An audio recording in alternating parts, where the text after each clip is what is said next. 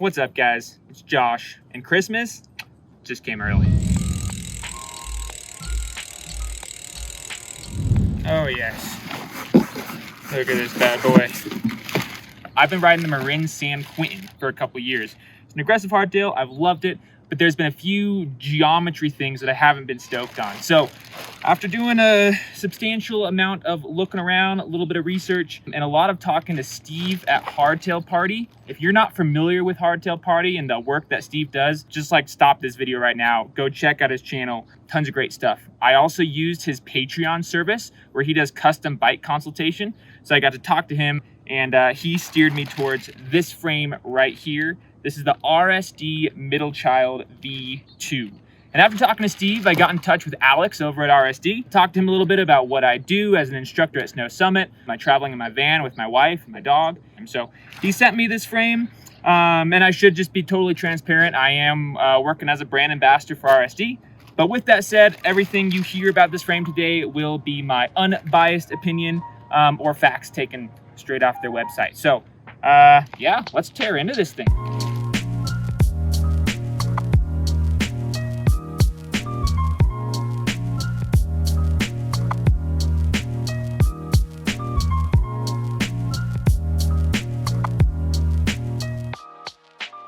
So I just finished getting this thing fully out of the box, and I am stoked on how it looks. It looks even radder in person than it did online. I love the simple look of just a clean semi-gloss black frame. Totally reminds me of the type of stuff you see in the BMX industry, and that's what I'm going for 9 out of 10 times. But it also has these rad chrome logos on there. So you can see the Middlechild logo on the top tube, got RSD on the down tube. But I didn't get it for how it looks. Honestly, the main reason I got this frame was for the geometry. Biggest one being the seat tube length. San Quentin on the XL that I had a 515 mil seat tube. This has got a 440 millimeter seat tube, just about 3 inches lower than the San Quentin I had. And that's gonna allow me to just get it completely out of the way. It's got adjustable chainstays from 415 to 430 millimeters. I've never ridden a frame, at least a mountain bike frame with adjustable chainstays, so I'm really excited to try that out. I think most of the time with my riding style, I'm gonna keep it slammed at 415. But being able to pull it back to 430, I think will really change the way this bike feels, especially when you're hitting like chunkier, gnarlier, steeper stuff. It'll really make that back end feel more planted and stable. In addition to the chainstays, I love the head tube angle on this thing. A lot of modern aggressive hardtails are starting to really slacken that head tube angle. And I like that to an extent, but when we get down like under 64 degrees, 63 and a half, even 63 degrees, I think you lose some of what makes a hardtail super special, right? That playfulness, that poppiness, that agility. When you slacken that out too much, sure, it makes it great for plowing through junk, but if all you want to do is plow through junk, I'm not really sure a hardtail's the frame for you. Maybe you should go with a full suspension. This 64 and a half degree head tube angle, I think strikes a really good balance between, yeah, it can handle the gnarly, loose, steep stuff, but also not being so steep that you feel just out of control when you're hitting something slower, something techier, or you plan to take it like I do to a lot of skate parks and more like steep BMX style dirt jumps. Again, that slack head tube angle can really buck you weird, but I think 64 and a half is gonna strike right in the middle. So that's the geometry stuff I love about this frame. I'm also really stoked on just how robust it is. I mean, look at that thick aluminum tubing. It's got a nice ovalized top tube here to give a lot of weld space. Really clean, just beautiful welds, honestly. Gussets, gussets, gussets, gussets everywhere. And that just inspires the confidence that I want to have when I'm hitting stuff that I probably shouldn't be hitting on a hardtail, that my frame's going to be fine. All right, so I've got one more box here.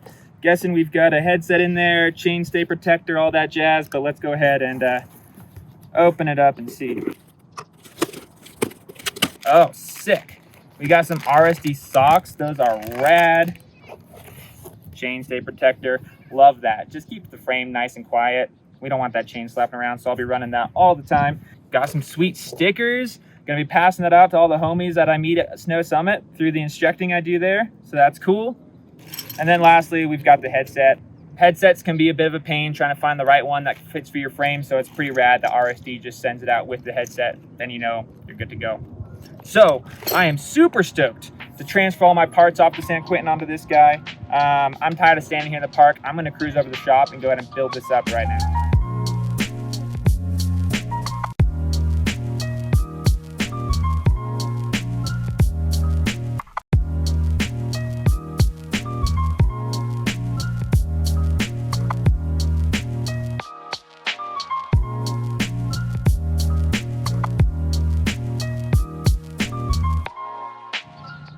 here back at the park. Just finished building this beautiful bike up. So I'll walk you through some of the parts that I am running on this bike. There's a couple things that I'm still hoping to add to it or replace, but haven't gotten there quite yet. First, and the biggest one, just being a chain guide. Not quite sure why the Middlechild doesn't come with ISCG tabs. Seems like someone to be riding this frame would absolutely want to have them. So I had to buy an adapter. That's on its way. I'll get that on here soon, but I really enjoy the security of a chain guide. Also helps with fakie tricks when you're pedaling backwards. You don't derail the chain as much. But let's go ahead and talk about what we got in this build. Like I said, everything on here, I just took off the San Quentin and switched right onto this bike.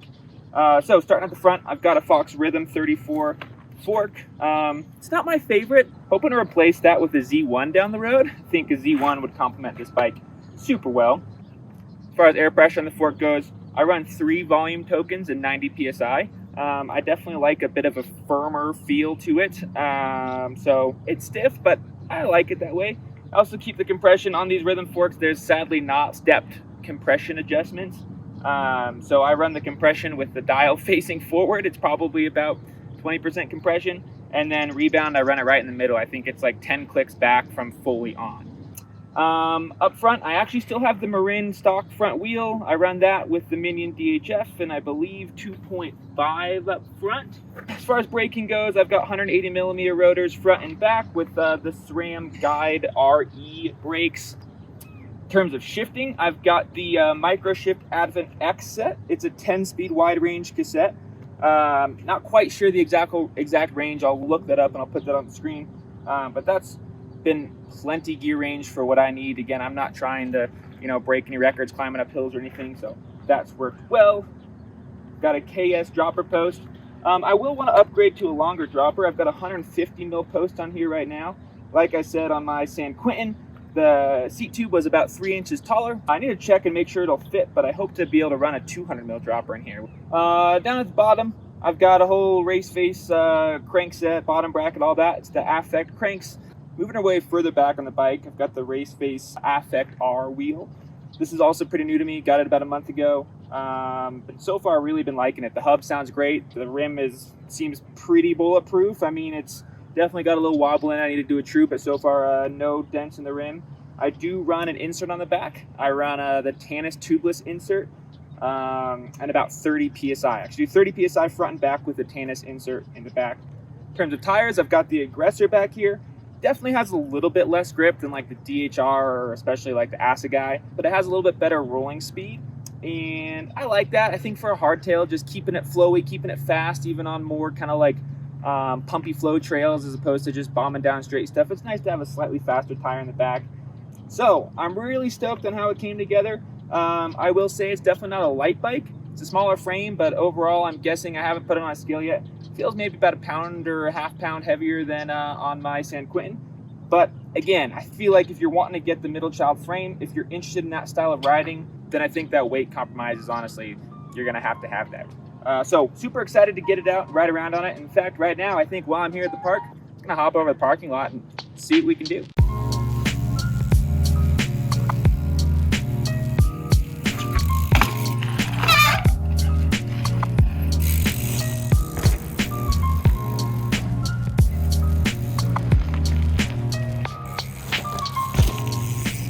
That was freaking fun. I'm not gonna lie, it was super sketch. Definitely an adjustment switching from bike to bike, but it was a blast. We'll keep dialing those manuals, those 180s, all that fun stuff, and hopefully you'll see that in some videos in the future. And finally, if by watching this video, you're like, you know what, I need to get myself an RSD, I've got a 5% off discount code that you can use. If you go on their website, you'll get 5% off any order you make. Complete bike, frame, parts and accessories, 5% off, and I'll put that down in the description below. So thanks for tuning in. Thanks for watching me build up this bike. I hope you guys enjoyed that. I hope you learned something while you were at it.